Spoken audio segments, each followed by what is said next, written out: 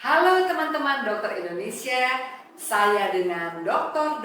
Nenden Sobarna, SPDVE, FITS DV, FAADV.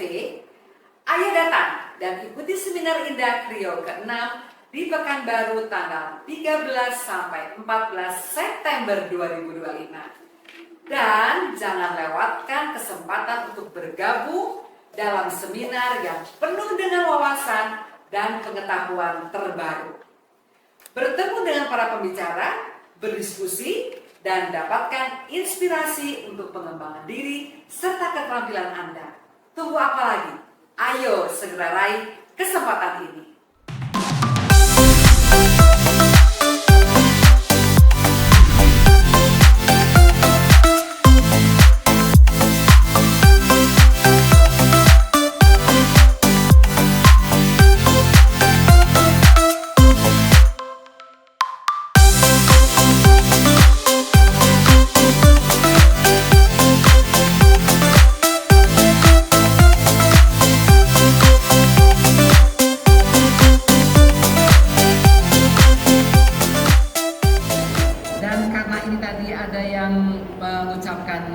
Pantun, saya pun ingin mengucapkan pantun.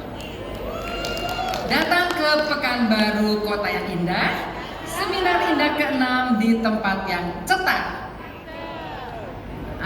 Hati rindu bertemu teman-teman dokter-dokter yang ramah untuk berbagi ilmu agar keterampilannya menjadi lebih pintar. Baiklah, saya akan memulai dengan peremajaan wajah, yaitu dengan filler, mohon maaf tidak dengan botoxnya. Dan ini memang untuk menciptakan bagaimana mendapatkan keharmonisan dari kecantikan dan juga untuk mendapatkan keamanannya. Baik, slide. Sedikit anatomi kulit seperti biasa, kita ada beberapa lapisan dan tentunya yang paling utama adalah untuk mendapatkan peremajaan di bagian dermis, karena itu ada kolagen, ada elastin, dan juga ada di situ pembentukan fibroblast. Slide. Dan beberapa lapisan kulit kita tahu ya, ada epidermis, ada dermis, ada hipodermis. Yang paling utama tentunya adalah di bagian dermis, karena kita akan titik poinnya nanti akan di situ, di mana di situ ada papila dan retikular dermis. Juga di situ ada yang utamanya tipe kolagen 1 dan 3, dan juga ada bagaimana ada network daripada elastin, dan juga ada glikosamiноglikan yang utamanya adalah asam hyaluronan. Tentunya dia akan meretain cairan sehingga dia akan mempertahankan hidrasi daripada kulit dan glukos. Sedangkan kalau pada hipodermis kita ketahui sebagai bantalan dan ini sumber energi juga untuk lemak. Slide. Ini adalah penuaan kulit, di mana sudah tahu penuaan kulit itu adalah yang kehilangan tentunya ada di bagian derma, papila derma. Dan tentu akan adanya gangguan daripada interaksi dari setiap layer. Jadi sudah pasti orang yang aging tentu akan mempengaruhi pada semua itu. Slide. Dan karakteristiknya sudah jelas, ada penipisan di epidermis, kemudian juga dermal epidermis juga mulai menipis, dan yang paling utama adalah degradasi dari extracellular matrixnya. Di situ ada kehilangan kolagen, elastin, di mana setiap tahun setiap orang akan kehilangan kolagen dan elastinnya. Apalagi kolagen itu dalam keadaan normal saja 1% kita berkurang, apalagi ditambah dengan adanya stres oksidatif. Sudah pasti akan bertambah banyak lagi penurunan daripada kolagennya, sehingga dari usia 20 tahun sudah masuklah kepada aging. Next slide. Nah, di sini juga dikatakan bahwa ada beberapa yang menyebabkan bagaimana ini menjadikan masalah pada kulit, dari mulai kehilangan fibroblastnya menjadi menurun, vaskulernya juga menjadi berkurang, kemudian juga gangguan imunitasnya juga jelas, dan tampak berbagai klinis. Tentunya ada selain buka kulitnya kering, juga tadi ada longsor mukanya, wrinkle yang halus akan timbul semua. Tentu juga ada infeksi-infeksi pada kulit yang timbul, dan juga bagian-bagian tumor-tumor jinak pada kulitnya. Next slide. Dan ini peran utamanya yang akan kita sampaikan nanti, bagaimana kita akan mempengaruhi agar kolagen tersebut akan ada lagi ya. Kemudian elastinnya juga demikian. Dan yang utama adalah asam hyaluronat juga, karena itu ada jelas di situ dia akan memaintain juga turgor kulit dan juga mengikat cairan sehingga kulit tidak dehidrasi. Slide. Nah, inilah poinnya bahwa kita akan melakukan peremajaan dengan melakukan penyuntikan dan filler. Kita tahu bahwa dermal filler itu adalah ada bahan yang diinjeksikan, di mana itu merupakan kepada jaringan yang sifatnya lunak, dan itu bisa juga kita lakukan adalah menginjekkan ke jaringan ikat beberapa, yang selain ada kulit juga ada tulang yang subkutis, tapi kita tidak membicarakan masalah itu. Tetapi yang kita bicarakan adalah untuk bagaimana kita mengembalikan volumenya, di mana pada orang yang kendur, yang longsor tentu diperlukan untuk mengembalikan volumenya, dan juga bagaimana dia mulai menghaluskan daripada wrinkle-nya, dan juga bagaimana memperbaiki kontur pada dahinya, ya, pada pipinya. Kemudian juga kalau memang dia memerlukan rekonstruksi pada keadaan yang lekuk, ya misalnya karena scar yang cukup dalam, itu kita lakukan demikian. Dan filler ini sebetulnya bukan hanya digunakan sebagai kosmetik saja, tapi ada juga digunakan pada keadaan medis. Misalnya pada keadaan orang dengan lipodystrofi, ini biasanya pada orang-orang yang dengan HIV. Nah, kita lakukan seperti itu. Kemudian juga pada orang osteoartritis, tapi kita di sini adalah membicarakan khusus untuk kosmetik. Slide. Yang utama adalah kita harus memilih filler yang ideal. Pertama ada jelas keamanannya bagaimana dan bagaimana biocompatibility-nya. Jadi yang diterima oleh tubuh kita. Jadi jangan sampai menjadikan timbul negatif, yang positif dengan tubuh kita. Dan harus kalaupun ada inflamasi minimal. Karena ada beberapa filler juga memang ada merangsang inflamasi yang tujuannya untuk meningkatkan kolagen. Dan juga penyimpanannya, persiapannya harus mudah. Jangan sampai kita harus kalau filler itu disimpan di suhu yang tertentu, akan merepotkan juga. Dan yang penting yang tidak kalah pentingnya adalah cost effectiveness-nya, di mana kita si pasien itu mendapatkan efektif yang bagus, tapi harganya sesuai, wajar, tidak berlebihan, ya. Dan ketahanannya juga bagaimana, dan tidak mudah dia bermigrasi juga, ya. Dan alamiah hasilnya jangan sampai berlebihan, seperti orang menggunakan silikon yang berlebihan, tampaknya malah jadi aneh wajahnya. Dan digunakan juga fleksibel, bisa digunakan filler itu di area-area lainnya, bukan hanya di area tertentu saja, tapi dapat digunakan di area-area lainnya. Slide. Ini sedikit sejarah daripada filler dari mulai tahun 1800-an sampai terakhir ini adalah terus ditingkatkan. Oleh karena apa? Karena ditingkatkan bahwa filler itu ada lihat dari ketahanannya, dari ketahanan waktu lamanya dia ada di tubuh, dan juga bagaimana fleksibilitasnya juga, dan bagaimana juga dia viskositasnya. Jadi memang itu mempengaruhi sekali. Dengan adanya viskositas yang makin kental, tentu itu akan makin lama berada di wajah seseorang kalau diberikan pada wajah tersebut. Next slide. Nah, tujuan ini adalah dari keberagaman itu tentunya bagaimana dia melihat dari cross-linking. Kita harus pilih, ya. Jadi tentunya kan kalau kita memilih filler, sebaiknya kalau untuk volumizing kita memilih yang cross-linking dan juga kepadatannya, karena itu akan mempengaruhi. Berbeda kalau kita hanya sifatnya untuk menghaluskan daripada wrinkle yang halus, yang non cross-linking kita bisa gunakan. Tetapi kalau untuk volumizing sebaiknya memang harus menggunakan yang cross-linking, karena itu kekuatannya akan lebih lama dan juga kepadatannya lebih tinggi. Dan juga dapat digunakan ke berbagai, kita lihat di sini gambarnya, berbagai hal yang kita bisa suntikan, dari mulai dahi, dari mulai pelipis, hidung. Tetapi area-area ini hati-hati, kita harus tahu di mana pembuluh darah yang berbahaya, yang tentunya kita harus area-area yang kita harus hati-hati, harus kita perhatikan. Karena tentu bahwa dengan filler ini memang aman, tetapi kalau menyuntiknya kita salah menimbulkan suatu komplikasi yang kita tidak inginkan. Next slide. Jadi kita menggunakan ini harus dengan ada manfaatnya. Manfaatnya apa? Harus minimal invasif. Juga downtime-nya, ya. Dan ini juga hasil instan. Ini semua bukan hanya dari bahan fillernya saja, tetapi juga dari kita yang melakukannya juga. Karena kita harus melakukan sebaik mungkin sehingga akan mendapatkan hasil yang demikian untuk customer atau klien yang kita berikan injeksi filler. Next slide.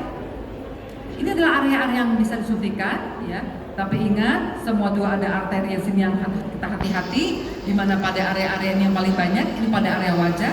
Selain dapat digunakan juga pada tangan, selain juga pada leher, dekolets, ya, dekolets, dan juga bisa juga pada panggul, ya, yang kita berikan pada bokong yang memang digunakan juga, tapi bagian atas, ya, di bokong atas. Nah itu yang kita berikan juga. Nah, malah ada juga filler yang payudara, tapi kita hati-hati semua dalam itu. Yang kita pelajari adalah yang aman-aman saja, ya. Kita memberikan di wajah, dan yang paling sering dilakukan adalah di smile line. Itu yang paling mungkin yang sering dilakukan oleh para dokter semua di sini.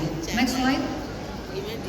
Ini adalah beberapa teknik yang diberikan, ya, yang paling sering digunakan biasanya pada linear threading, juga pada fanning yang bentuknya kipas, ya, dan itu yang paling digunakan. Dan juga atau misalnya depot, kita menginginkan suatu poin yang lebih banyak di situ areanya, kita bisa suntikan bolus sehingga itu akan lebih banyak mendapatkan daripada fillernya.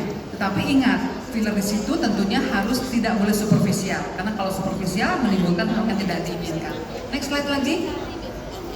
Nah, ini ada beberapa area pembuluh darah yang harus kita ingat ya. Dimana kita sudah sampaikan juga bahwa arteria avasya itu adanya di area mandibula di sini, dan ini kita harus ingat bahwa di daerah sini adalah awalnya dalam, tapi setelah sudah mulai ke hidung dia mulai dangkal. Ya.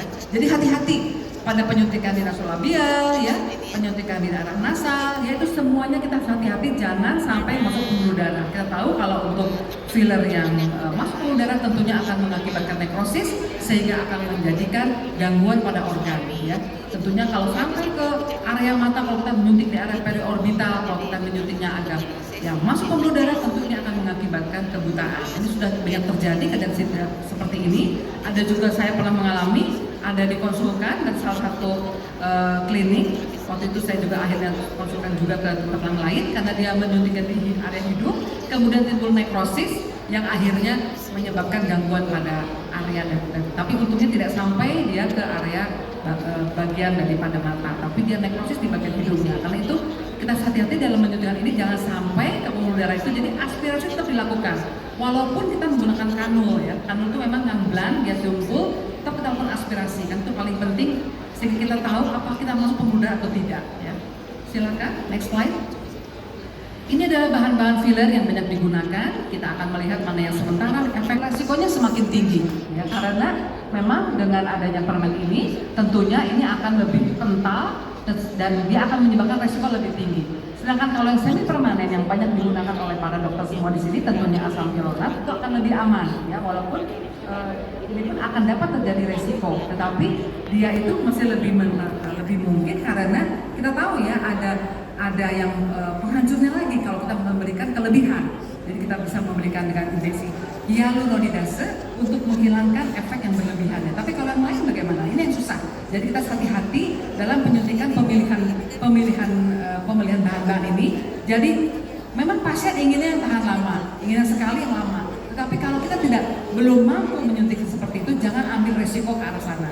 Lebih baik cara yang lebih aman, yang sifatnya temporary sampai kepada pasiennya, karena yang temporary tentu akan resikonya lebih minimal. Next slide lagi.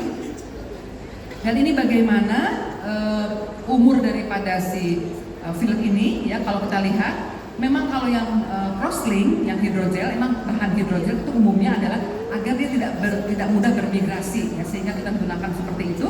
Dan yang lainnya biasanya dari yang lama, yang semi permanen itu sifatnya dia akan merangsang kolagen, ya, walaupun yang crosslink itu merangsang kolagen, tetapi yang biostimulator akan merangsang kolagen. Demikian pula yang sifatnya permanen juga sama, karena dia nanti akan dijelaskan juga di sini bagaimana dia akan melakukannya untuk sehingga dia bisa merangsang kolagen yang ada di kulit sehingga dia akan bertahan lebih lama.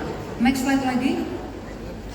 Nah, ini contohnya asam hyaluronat. Ini sebetulnya ada alamiah di tubuh kita, ya, dan ini dia dibuat secara sintetik yang dimana ada crosslink juga, dan ini sudah jelas dia bisa meningkatkan volume juga, menghaluskan pada wrinkle dan meningkatkan juga bagaimana kontur daripada wajah. Ini paling banyak digunakan karena dia memang sifatnya keamanannya lebih mudah, dan juga dia bisa reversibility itu, jadi kalau suntikan berlebihan kita bisa suntik lagi antinya, ya, dan juga versatility, jadi dia lebih fleksibel juga diberikannya. Dan lamanya tetapi temporary, hanya 3-12 bulan tergantung daripada tipe produknya, karena ada yang non-crosslink, ada yang crosslink juga. Dan tentunya sudah jelas di sini kalau kita memberikan kelebihan, kita harus memberikan enzim hyaluronase untuk supaya hasilnya lebih maksimal. Next slide silakan.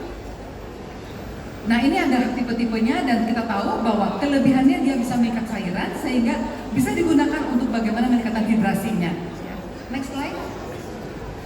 Next slide lagi, ini sudah FDA approved, ya.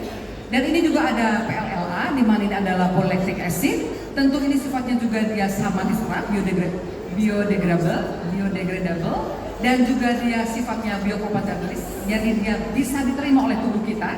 Ya. Dan ini memang sifatnya dia akan menstimulasi. Jadi pada waktu akan diinjeksikan, itu dia secara langsung nanti akan menimbulkan inflamasi.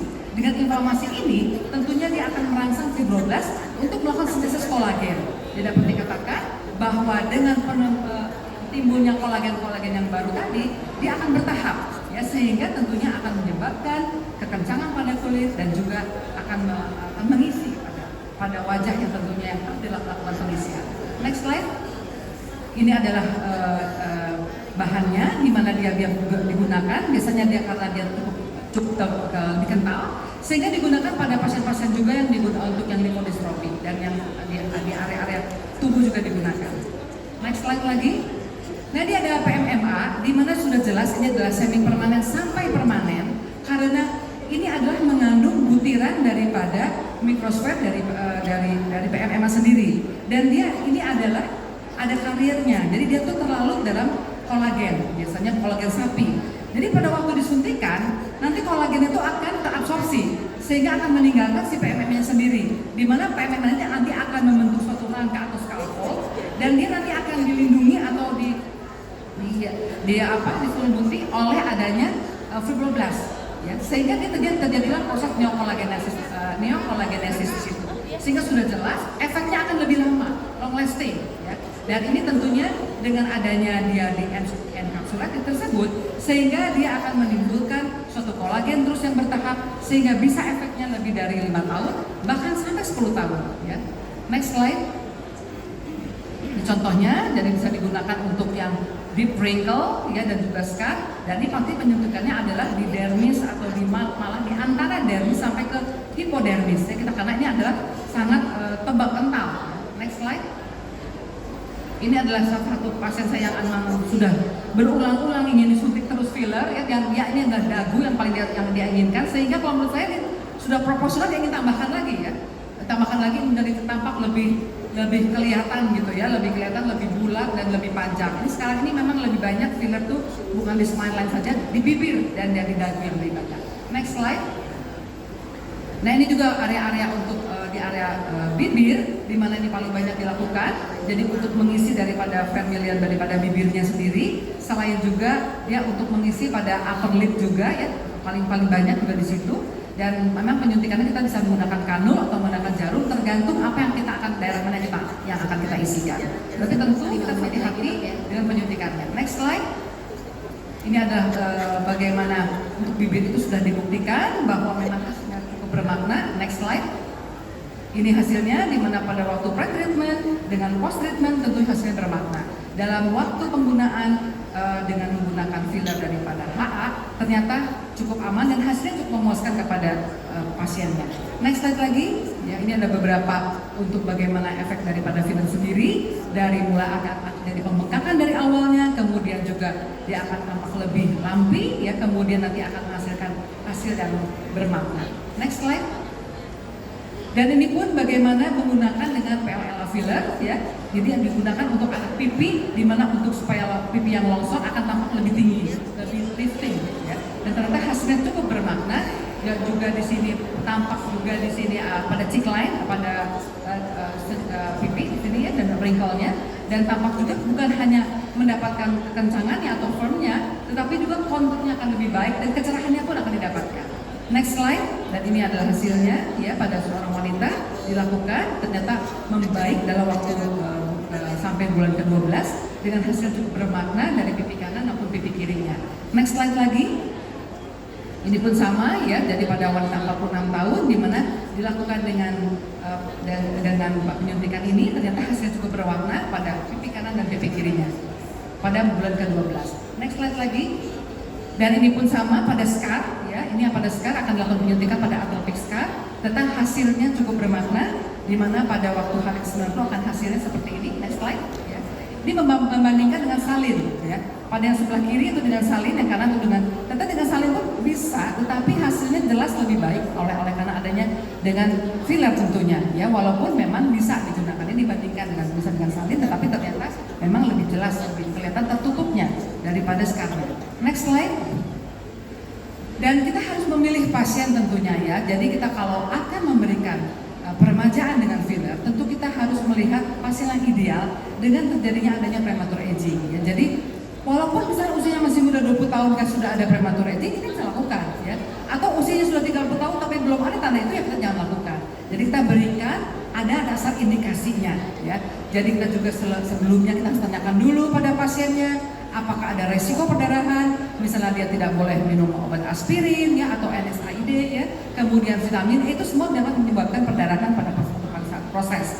Juga kita harus lihat apakah ada resiko penyakit diabetes atau infeksi yang sedang dialami oleh pasiennya. Tentu kita semuanya harus bertanya secara anamnesis yang dalam pada pasiennya dan lihat juga harapannya dia apa. Jangan sampai mendapatkan harapan yang sangat berlebihan, karena kalau harapannya berlebihan tentu akan menyusahkan kita ya.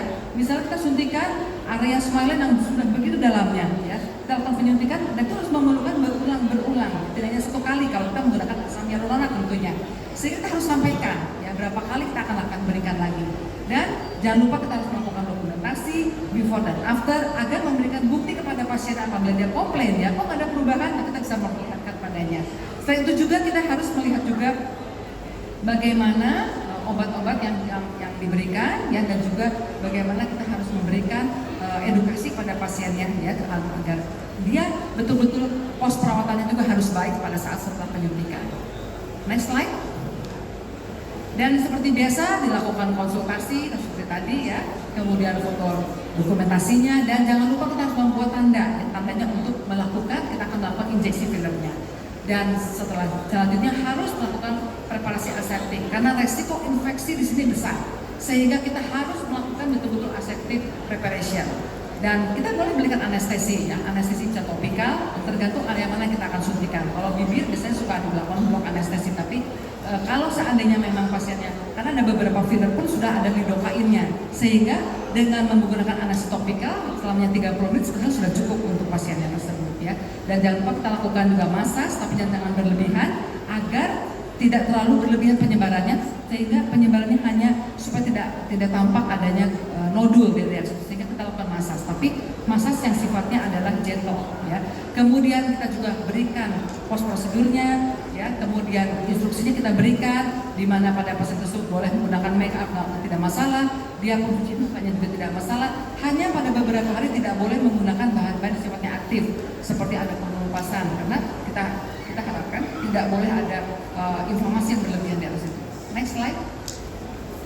Jadi setelah lakukan perlakuan, tentu dengan segera kita lakukan kompres dingin karena untuk mengurangi pembengkakan di situ. Jadi jangan melakukan masas yang terlalu agresif ya. Jadi kita harus berikan dengan masas yang sifatnya gentle untuk sifatnya tidak tampak menjadi nodul di area situ ya.